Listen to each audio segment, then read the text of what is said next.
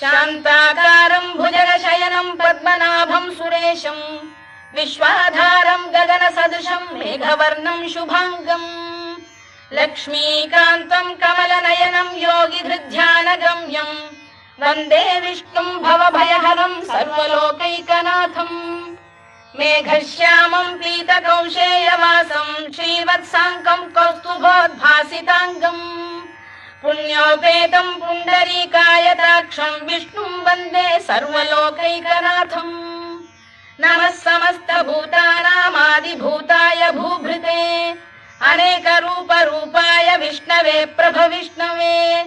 सशङ्खचक्रं सकिरीटकुण्डलं सपीतवस्त्रं सरसीरुहेक्षणं सहारवक्षस्थलशोभिकौस्तुभं नमामि विष्णुं शिरसा चतुर्भुजम् छायायां पारिजातस्य हेमसिंहासनोपरि